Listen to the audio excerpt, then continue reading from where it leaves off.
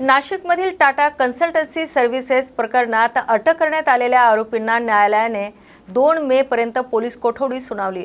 या प्रकरणातील 5व्या गुन्ह्यात आरोपींना ही कोठडी देण्यात आली आहे। पोलिसांनी आरोपींसाठी 8 दिवसाच्या कोठडीची मागणी केली होती, मात्र दोन्ही बाजूचा युक्तिवाद ऐकल्यानंतर न्यायालयाने 3 दिवसाची पोलीस कोठडी मंजूर केली। या काळात पोलिसांकडून आरोपीची सखोल चौकशी करण्यात येणार आहे, तर प्रकरणातील अधिक तपास समोर येण्याची शक्यता आहे। काही नाही, महत्त्वाची बाब म्हणजे त्यांनी अजून पीसी मागितली होती एक 6 दिवसाची। आता महत्त्वाचं आहे, ऑलरेडी 5 दिवस पीसी झालेली आहे त्या केसमध्ये। 5 दिवस पोलीस कस्टडी झालेली असताना आता पुन्हा ते जास्त कस्टडी मागताय।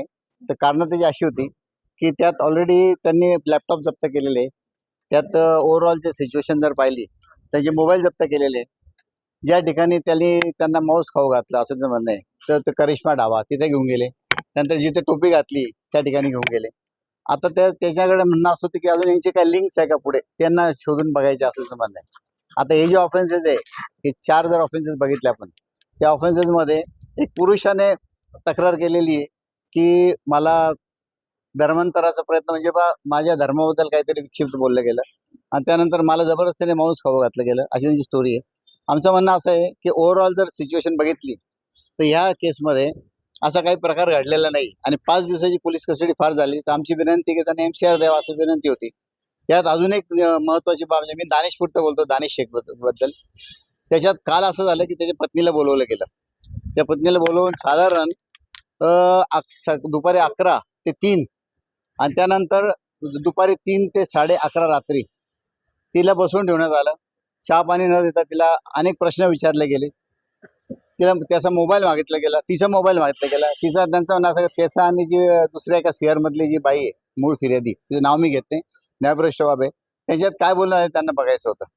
तर अशा सिच्युएशनमध्ये त्या लेडीजला तसं कायदा काय म्हणतं की 160 नुसार कुठल्याही लेडीला जर तुम्हाला एक अरेस्ट करायचं असेल तर पहिले कारण सांगा आणि अरेस्ट करायचं असेल नोटीस द्या, नोटीस देऊन त्याला ज्या ठिकाणी ती आहे ती जाऊन तिची माहिती घ्या।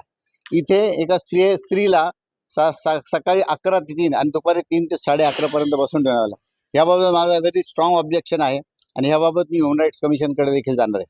हे इंडियन सिटीजन आहे तो आणि कुठल्याही याला जिहादचा रंग देऊन कुठेही मॅटर घेऊन जायचं। आता दानिश हा 26 तारखेपासून कस्टडीत आहे त्या गुन्ह्यात, 15 ते 16 दिवस कस्टडी झालेली। अशा असताना आता अजून कस्टडीची काय गरज आहे?